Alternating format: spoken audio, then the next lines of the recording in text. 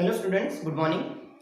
Last lecture में हमने देखा था कि पार्टनरशिप फाइनल अकाउंट क्या होता है और उसमें हमने डिस्कस किया उसका इंट्रोडक्शन, फीचर्स, पार्टनर्स के टाइप्स क्या क्या होते हैं एंड देन उसके बाद में पार्टनरशिप फाइनल अकाउंट में आपको कौन से अकाउंट को ओपन करना पड़ता है। ठीक है, अब देखो लास्ट ईयर आपने जो फाइनल अकाउंट किया उसमें आपने एज अ कुछ एडजस्टमेंट को सॉल्व किया, जैसे फॉर एग्जांपल प्रीपेड एक्सपेंस का या आउटस्टैंडिंग एक्सपेंसेस का, या उसके बाद में डिप्रिसिएशन को आपने एडॉप्ट किया, देन बैड डेब्ट्स की एडजस्टमेंट सॉल्व की, डेप्टर के ऊपर कोई डिस्काउंट वगैरह सॉल्व किया।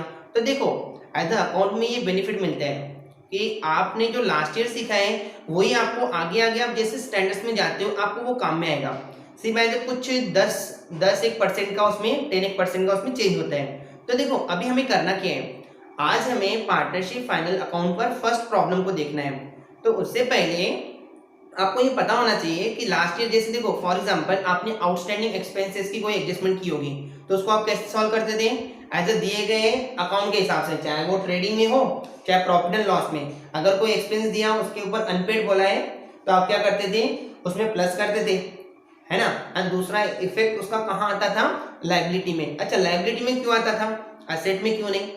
तो आपको पता होना चाहिए कि जो एक्सपेंस को आपको पे करना है, चाहे आप अभी करते हो या कुछ टाइम के बाद एज फ्यूचर में करते हो, लेकिन आपको वो पे तो करना ही है। तो जो एक्सपेंसेस को एज दो खर्चा हमें करना है तो हम उसको क्या बोलते हैं, लायबिलिटी बोलते हैं। उसी तरीके से अगर कोई अनडिस्प्यूटेड इनकम हुआ तो आप क्या करते हो, as a profit and loss के जैसे क्रेडिट में कोई इनकम दिया होगा जैसे कमीशन, आप क्या करोगे उसमें दिए एज एडजस्टमेंट के हिसाब से उस इनकम में प्लस करोगे। एंड आपको देखो अभी आपका इनकम है, आपको फ्यूचर में मिलता है कि अभी मिलते हैं, तो आपके लिए क्या जनरेट करता है, वो असेट। तो उसका सेकंड इफेक्ट कहाँ आता था, असेट में आता था। उसी तरीके से आपने बैड डेब्ट्स की एडजस्टमेंट की, है ना। तो देखो आपने जो भी एडजस्टमेंट की है सेम एडजस्टमेंट यहाँ पे लागू होगी। सिर्फ आपको करना क्या है, इसमें लास्ट में आपका जो नेट प्रॉफिट निकलेगा वो आपको 2 पार्टनर्स 3 पार्टनर्स जितने हो गए प्रॉब्लम में उसको सिर्फ डिस्ट्रीब्यूट करके देना है बस। लास्ट चीज देखो, लास्ट हमने कल ये भी डिस्कस किया कि जो उनका नेट प्रॉफिट निकलता है वो उनके कैपिटल के रेशियो में डिस्ट्रीब्यूट होता है। जैसे फॉर एग्जांपल देखो यहाँ पे अगर मैं बोलता हूँ कि किसी पर्सन ने 20,000 रुपीज लाए और किसी ने 30,000 रुपीज लाए, तो उसका रेशियो कैसे निकालते हो, इसके जीरो काट देना, ये 4 जीरो, यहाँ पे 4 जीरो उनके काट दिए, बचा क्या 2:3। अच्छा ये तो ऐसे हुआ। अगर यहाँ पे मैं बोलता हूँ इन्होंने 15,000 रुपीज लाए और इन्होंने लाया 45,000 रुपीज, अब इसका रेशियो देखो कैसे निकालोगे, ये काट दो, काट दिया। अब देखो ये दोनों कौन से टेबल में आते बताओ, कौन से टेबल में आएंगे, 5 के, ये 3 था और यहाँ पे ये 9 था, तो इनका रेशियो यहाँ पे क्या हुआ 3:9। तो बेटा देखो लास्ट में जो प्रॉफिट निकलेगा, लास्ट में जो प्रॉफिट निकलेगा, जैसे फॉर एग्जांपल अगर 1 लाख रुपए प्रॉफिट निकलते हैं तो उसमें 1 लाख में से तीसरा हिस्सा इस पर्सन का होगा, अनदर उसके 9 हिस्से जैसे अपन करेंगे तो वो एज किसके हो जाएंगे, सेकंड पर्सन के हो जाएंगे।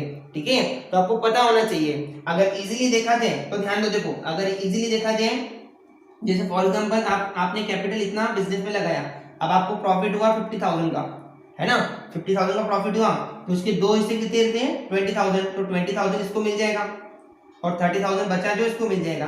तो इस तरीके से आप क्या करते हो, प्रॉफिट को डिस्ट्रीब्यूट करते हो, समझने की कोशिश करना। ठीक है, ये हो गया। अब देखो ध्यान देना, अगर प्रॉब्लम में आपको रेशियो नहीं दिया है, अगर प्रॉब्लम में आपको रेशियो नहीं दिया है तो आपको क्या करना है, उनको इक्वल डिस्ट्रीब्यूट करके दे देना है। सबसे पहली बात तो देखो जब पार्टनरशिप का एग्रीमेंट बनता है तो पार्टनरशिप का एग्रीमेंट बनते समय उसमें ये टर्म डिस्कस किया जाता है कि एज अ बिजनेस का जो प्रॉफिट होगा वो कैसे डिस्ट्रीब्यूट किया जाएगा। अगर इफ सपोज आपने कोई एग्रीमेंट तैयारी नहीं किया और आप बिजनेस स्टार्ट कर दे रहे हो, उस टाइम में आपने कुछ डिस्कस नहीं किया कि प्रॉफिट को कैसे डिस्ट्रीब्यूट करेंगे क्या करेंगे, तो फिर क्या होगा, वहां पे डिस्प्यूट क्रिएट होगा। क्योंकि देखो क्या बोलोगे, ध्यान देना, अब जैसे ए और बी पर्सन दिए हैं, बिजनेस में ए और बी पर्सन दिए हैं, अब मैं बोलता हूँ कि ए पर्सन ने यहाँ पे 1 लाख रुपीज लगा दिए, 1 लाख रुपीज लगाए, अनएजेस ने 50,000 रुपीज लगाए। ठीक है, अभी एक ऐसा देखा जाए कि जो है ये बी पर्सन जो ये मेहनत बहुत करता है, ये मेहनत एज अ बिजनेस में हार्डवर्क बहुत करते हैं और ये बहुत कम ही करते हैं। तो ठीक है, तो लास्ट में जब ईयर खत्म हो जाएगा और प्रॉफिट जब जनरेट होगा तो इनमें झगड़ा हो जाएगा। क्यों, क्योंकि ये बी वाला क्या बोलेगा बी वाला क्या बोलेगा, भले ही मैंने पैसे कम लगाए लेकिन उसकी भरपाई मैं मेहनत करके करता हूं ना।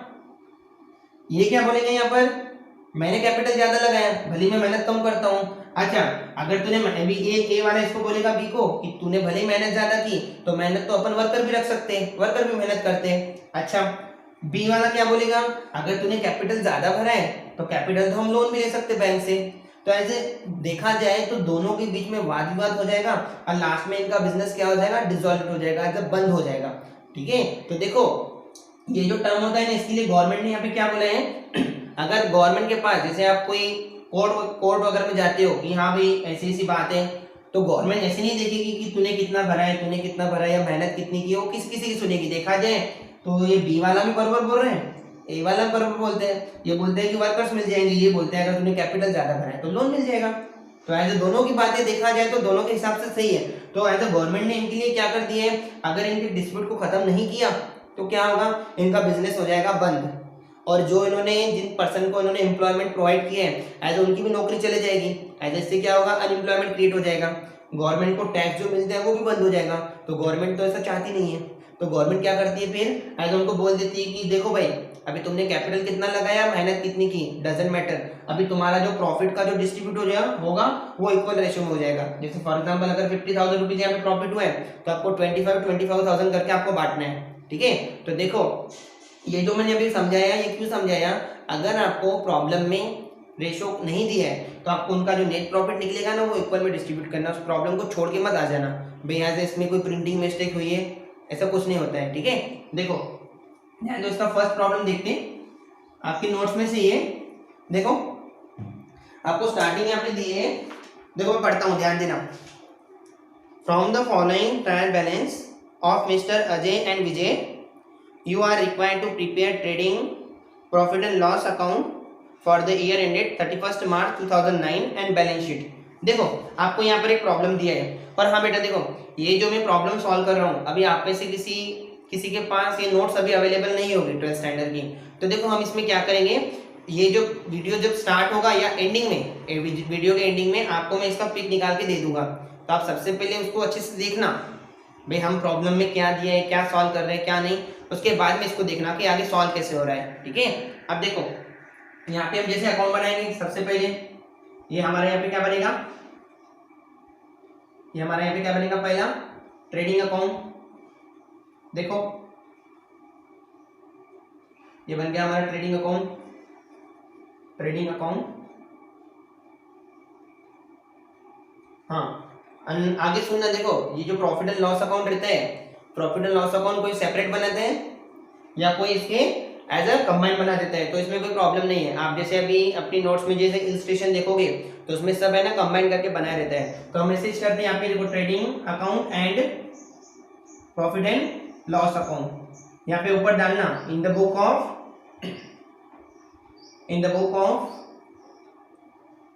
Ajay and Vijay, in the book of Ajay and Vijay. यहाँ पे आपको फॉर द ईयर एंडेड जो उसमें ईयर दिया वो डाल देना, क्योंकि हर साल क्रिएट किया जाता है, आपको पता होना चाहिए ना कि पर्टिकुलर ट्रेडिंग अकाउंट कौन से ईयर का है। तो देखो अभी सबसे पहले जैसे लास्ट ईयर आप क्या करते थे, एडजस्टमेंट को टिक कर देते थे, तो यहाँ पे देखो यानी फर्स्ट एडजस्टमेंट दी है क्लोजिंग स्टॉक की, आपको पता है ऐसा क्या करते हो, ट्रेडिंग अकाउंट के क्रेडिट साइड में लिखते हो और सेकंड इफेक्ट कहाँ डालते हो आप, असेट साइड में। नेक्स्ट देखो आउटस्टैंडिंग एक्सपेंसेस दिए, डिप्रिशिएट करने को बोला है, इंश्योरेंस दिया है, as a provide bad debt दिए एंड कमीशन दिए। देखो हम क्या करेंगे, सबसे पहले देखो यहाँ पे जैसे जैसे टर्म्स दिए ना उसके हिसाब से लिखना है। यहाँ पे हम बना देते बैलेंस शीट, ये आपकी balance sheet as on 31st March 2009। Okay, ये यहाँ पे क्या करोगे, लायबिलिटीज अमाउंट असेट अमाउंट। देखो बेटा ये हो गया। अब यहाँ पे क्या लिखते हो, पर्टिकुलर अमाउंट। इसका कोई मत समझना, इस गलत नहीं होता है। Trading and profit and loss account आप कंबाइन भी बना सकते हो, आपके इलस्ट्रेशन में भी दिया हुआ है, आपके नोट्स में दिया है, इसको सॉल्व करके देखो। फर्स्ट यहाँ पे दिया है कैपिटल, अब यहाँ पे सबसे पहले लिखना है, देखो कैपिटल अकाउंट करके लिख लेना, कैपिटल अकाउंट, इसमें देखो अजय, अभी आपको पहले आप क्या करते थे, डायरेक्टली बाहर लिख लेते थे, अब बाहर लिखने की एज मतलब यहाँ डायरेक्टली इसकी अमाउंट लिख देते थे, उसमें नेट प्रॉफिट को प्लस करते थे। अब इनका कैपिटल अलग अलग से लिखना। देखो कैपिटल दिया है अजय का 60,000, थोड़ी सी प्लेस छोड़ के लिखना क्योंकि इसमें नेट प्रॉफिट इसका प्लस करोगे। यहाँ पे लिखना विजय, विजय का दिया है 35,000, ठीक है।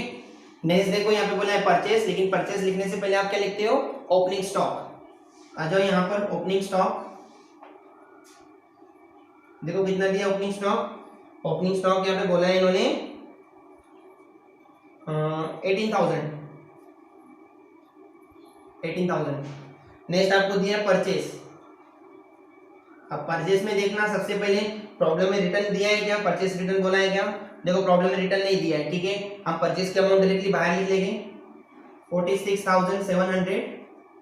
उसके साथ में आपको दिया है सेल्स, नीचे सेल्स, सेल्स की अमाउंट दी है 85,000,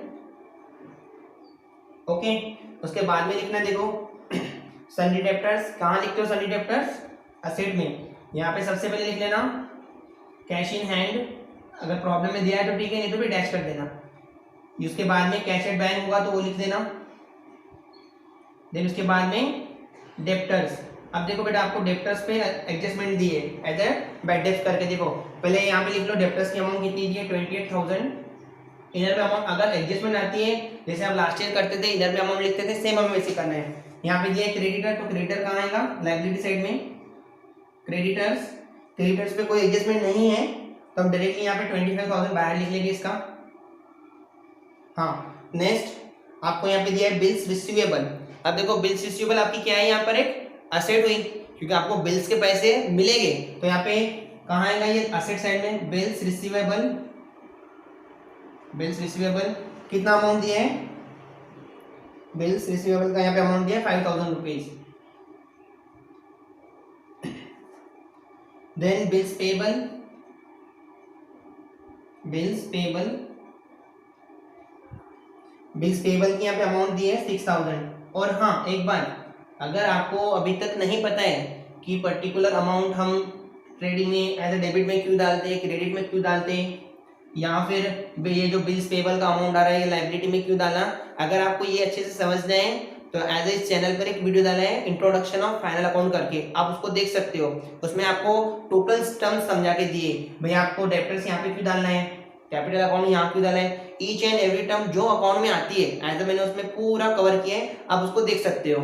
देखो नेक्स्ट क्या दिया यहाँ पर, ओपनिंग स्टॉक हमने लिख लिया। कमीशन, कमीशन की देखो कमीशन की अमाउंट यहाँ पे दिए, ध्यान देना कमीशन की अमाउंट यहाँ पर दो दिए एज कौन सी दिए, देखो एक डेबिट में दिए क्रेडिट में दिए। तो आपको पता होना चाहिए डेबिट बोले तो हमारे लिए एक्सपेंसेस हो गए, आपने नॉमिनल अकाउंट में देखा ना debit all expenses and losses, credit और इनकम और गेन्स। तो आप यहाँ पे क्या करोगे, देखो अभी ओपनिंग स्टॉक में तो यहाँ पे सबसे पहले क्या लिखना एज अ ट्रेडिंग अकाउंट में सबसे पहले यहाँ पे आता है opening stock, as a profit and loss account के लिए ऐसा नहीं होता है। आप डायरेक्टली यहाँ पे कमीशन लिख सकते हो, लिख लो कमीशन।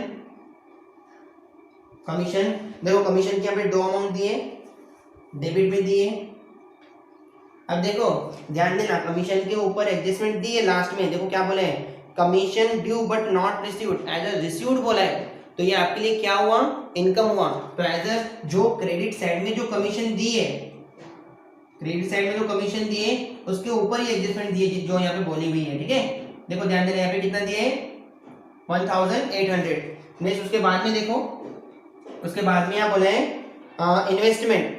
देखो इन्वेस्टमेंट क्या होता है, ध्यान देना इन्वेस्टमेंट हमारी क्या है, यहाँ पर असेट है ये इन्वेस्टमेंट। इन्वेस्टमेंट की अमाउंट यहाँ पर दिए, इन्वेस्टमेंट के अमाउंट दिए हैं यहाँ पे 13,500, ओके। नेक्स्ट देखो यहाँ पे बोला है वेजेस। वेजेस किसमें लिखते हो आप, एज ये क्या हुआ मैन्युफैक्चरिंग, एज अ वेजेस ये मजदूरी कहाँ प्रोवाइड करते हो आप, कंपनी में देते हो ना अपने, एज अ कंपनी मीन्स जहाँ आप मैन्युफैक्चरिंग करते हो वहां पे देते हो ना, तो जो मैन्युफैक्चरिंग का जो भी खर्चा होता है वो ट्रेडिंग अकाउंट में आता है, आपको पता है। नेक्स्ट देखो वेजेस का, वेजेस यहाँ पे दिए 9,900। हाँ देन देखना पोस्टेज एंड टेलीग्राम, ये कहाँ खर्चा आता है इसका, प्रॉफिट एंड लॉस अकाउंट में postage and Telegram. Postage and Telegram का यहाँ पे अमाउंट दिया 3,600। देन उसके बाद में देखो इंश्योरेंस, इंश्योरेंस के ऊपर एडजस्टमेंट है। इंश्योरेंस, इंश्योरेंस में यहाँ पे इन्होंने दिया है 1200। देन इसके बाद में प्लांट एंड मशीनरी, ये हमारी क्या हुई यहाँ पर असेट हुई। अब देखो इस पे एडजस्टमेंट है क्या, plant and machine, plant and machinery में इन्होंने हाँ डिप्रिसिएशन लागू करने को बोला है। तो यहाँ पे जो अमाउंट होगी इधर में लिख लेना 40,700 लिख लिया। नेक्स्ट देखो फर्नीचर, फर्नीचर, फर्नीचर की यहाँ पे अमाउंट दिए 18,000, ये फर्नीचर को लिख लिया। नेक्स्ट यहाँ पे बोला है कैश इन हैंड, देखो हमने ऊपर सबसे पहले लिखा है 2,500।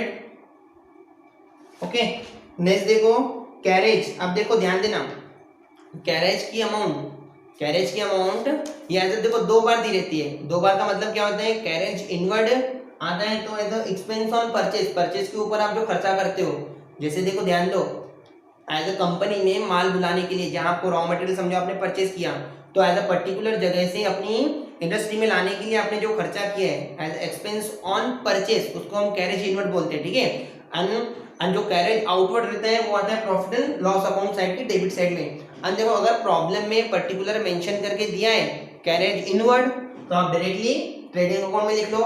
कैरेज आउटवर्ड बोला है तो यहाँ लिख लो। अगर प्रॉब्लम में सिर्फ कैरेज दिया है तो वो एक्सपेंस आप कौन सा समझोगे, कैरेज इनवर्ड, फिर वो किसमें आएगा, कभी भी एज अ ट्रेडिंग अकाउंट में। ठीक है, इस बात का ध्यान देना, क्योंकि नहीं तो अगर आपका देखो ग्रॉस प्रॉफिट गलत निकला तो नेट प्रॉफिट गलत निकला, और नेट प्रॉफिट गलत निकला तो ये इसकी टोटल मैच नहीं होगी। तो ध्यान देना अगर सिर्फ कैरेज दिया है, सिर्फ कैरेज, तो हमेशा कहाँ डालोगे, trading and profit trading account के डेबिट साइड में। देखो कितना अमाउंट दिया है कैरेज का, कैरेज का अमाउंट यहाँ पे दिया है 3,200।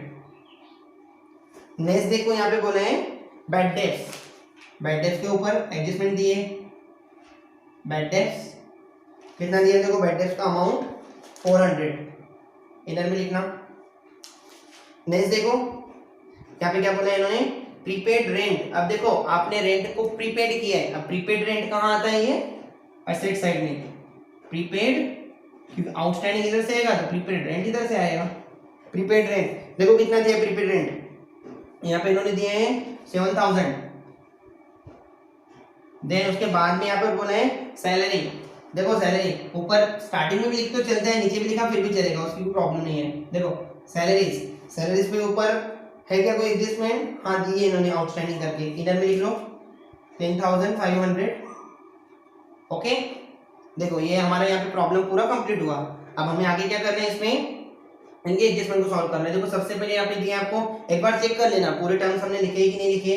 कैपिटल लिख लिया, परचेज सेल हो गया, डेप्टर्स वगैरह हो गया, बिल्स रिसीवेबल हो गया, commission, outstanding opening stock, wages, investment as a पूरा ये कंप्लीट हुआ। देखो क्लोजिंग स्टॉक दिया है इन्होंने, क्लोजिंग स्टॉक देखो, क्लोजिंग स्टॉक आपके लिए क्या होता है, आपकी एक असेट हुई। सबसे पहले देखो ध्यान देना क्लोजिंग स्टॉक आप यहाँ पे क्यों लिखते हो, ध्यान देना। देखो आपका पिछले साल का जो स्टॉक है वो भी आप ट्रेडिंग अकाउंट में लिखते हो। आपको देखो लास्ट ईयर आपके पास समझो कोई रॉ मटेरियल बच गया, तो इस साल में उसको नाम क्या देते हो, ओपनिंग स्टॉक। तो अगर आपके पास रॉ मटेरियल बचा है तो आप उसको फेंक थोड़ी दोगे, इस साल में उसको यूज करोगे। और उसके बाद में जो परचेस करते हो यहाँ पे आते हैं, सेलिंग जो करते हो वो भी यहाँ पर आता है। तो आज जो स्टॉक बचेगा वो भी किस में आएगा, ट्रेडिंग अकाउंट में आ जाएगा हमेशा। तो यहाँ पे क्या करोगे, देखो क्लोजिंग स्टॉक, क्लोजिंग स्टॉक यहाँ पे दिए हैं 31,000।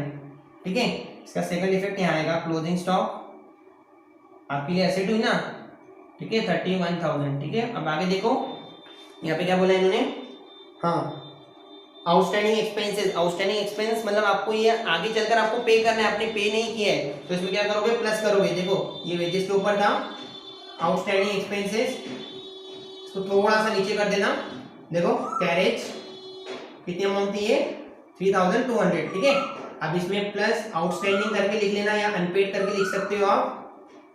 कितनी अमाउंट दी है यहाँ पे इन्होंने, आउटस्टैंडिंग इसकी 1,400 कर दो। इसकी टोटल देखो कितनी होती है, कितनी होगी यहाँ पे 13, 1 कैरी किया आपने, कितना होगा यहाँ पे 11।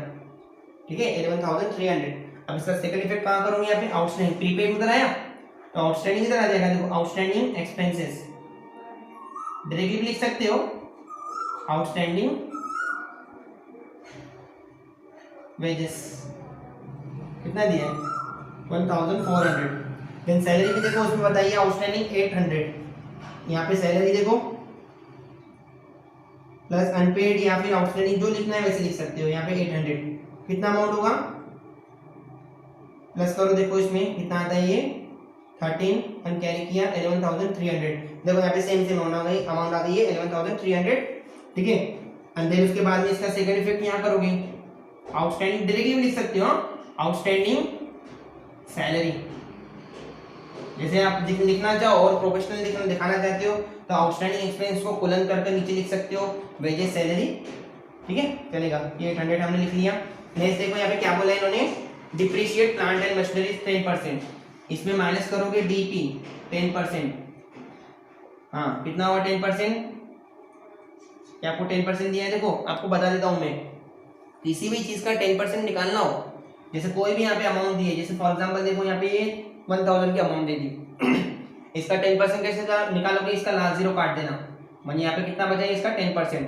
अगर इसका 1% निकालना है तो और एक जीरो काट दो, मतलब कितना होगा यहाँ पे 10 रुपीज। अभी आप बोलोगे सर ये तो आपने बहुत इजी अमाउंट ले लिया, तो देखो अगर सपोज यहाँ पे समझो ये अमाउंट दे दी, ये अमाउंट दे दी यहाँ पर, तो इसमें भी आपको क्या करना है, इसका 10% का भी निकालना है, तो एक लास्ट का नंबर छोड़ के यहाँ पे पॉइंट दे देना, मतलब इसका 1% कितना होगा, ऐसा 10% कितना होगा 122.5।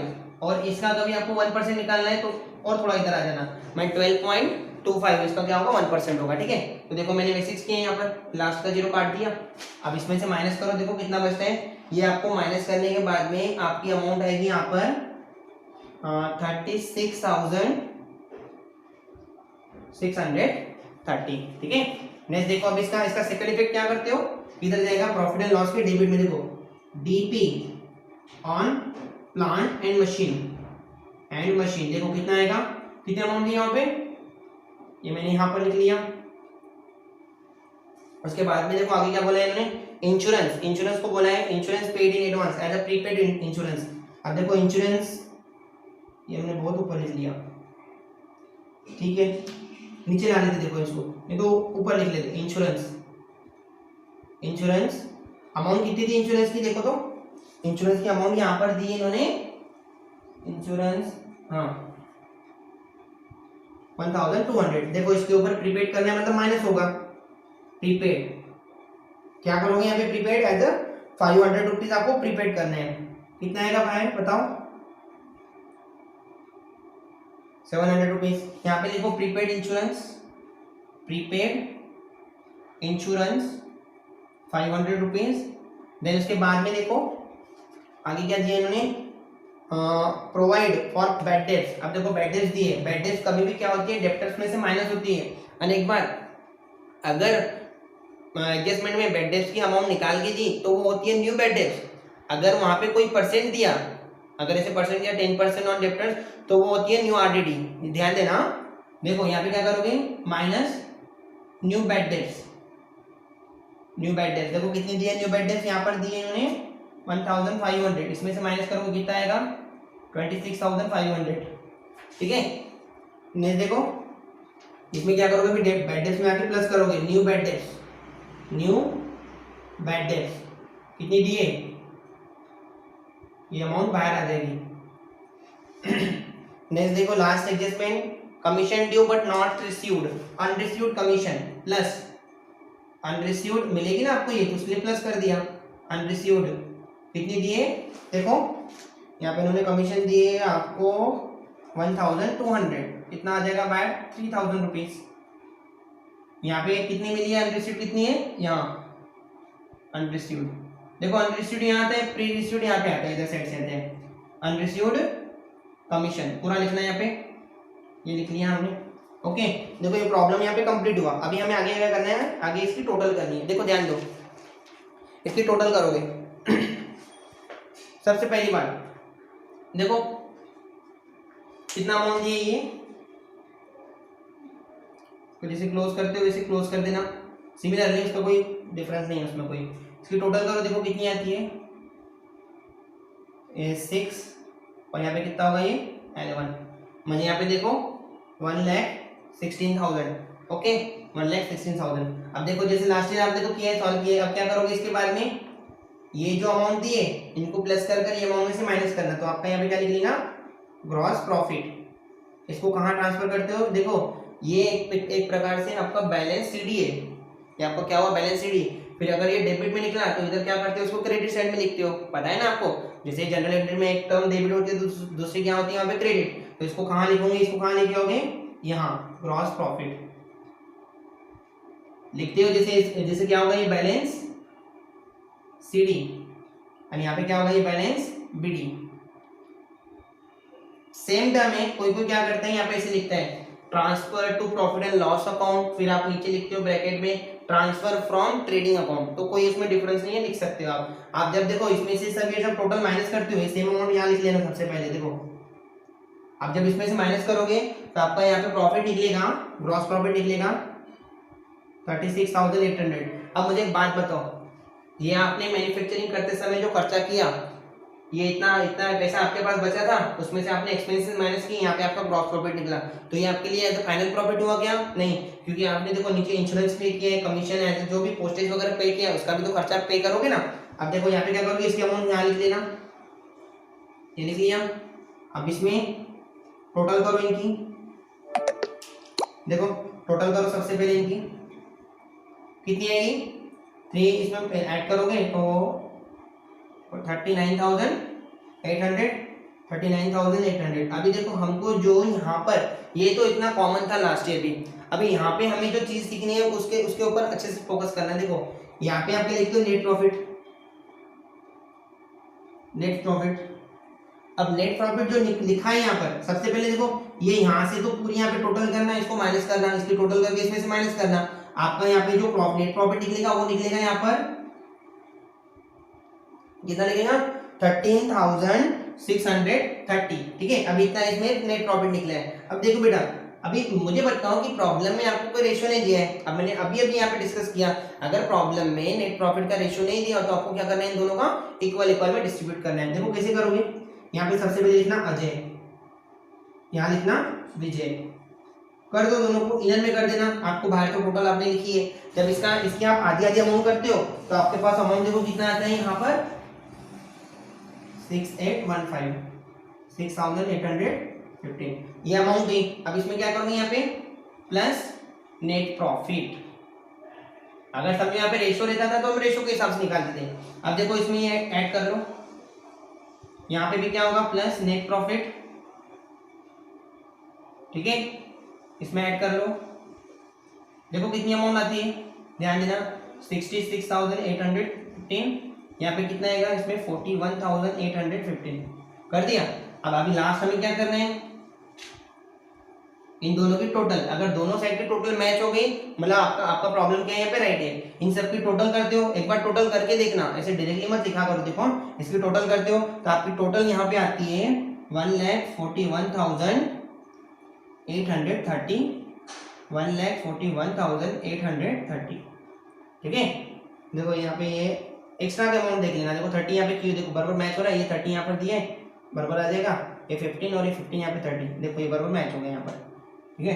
तो इस तरीके से हमको यहाँ पे प्रॉब्लम को सॉल्व करना है, ठीक है। तो देखो क्या करना है, अच्छे से प्रॉब्लम को सॉल्व करना, इसको समझना पूरा, नेक्स्ट आपको बता रहा हूँ एज आपके लिए होमवर्क समझो। अब इसमें हम क्या करेंगे, ये जो प्रॉब्लम, इसका जो प्रॉब्लम दिया है, ये जब मैंने आपको पहले जो सिखाया वो होने के बाद में आपको मैं इस प्रॉब्लम का आपको पिक दे देता हूँ, वो पिक को आप अच्छे से स्क्रीनशॉट निकाल के या अच्छे से नोट करके फिर उसके बाद में प्रॉब्लम कैसे सॉल्व होता है उसके हिसाब से सॉल्व करना। फिर उसके बाद में वीडियो खत्म होने के बाद में लास्ट में आपके पास एक प्रॉब्लम सेकंड नंबर का दिया जाएगा, वो आप खुद से सॉल्व करो, खुद से सॉल्व करो। देखो उसमें कोई डिफिकल्टी आती है, कोई एडजस्टमेंट नहीं समझती है तो आप मुझे कमेंट करके पूछ सकते हो, ठीक है, या फिर व्हाट्सएप का नंबर दिया है आप उस पर पूछ सकते हो, ठीक है। Thank you class.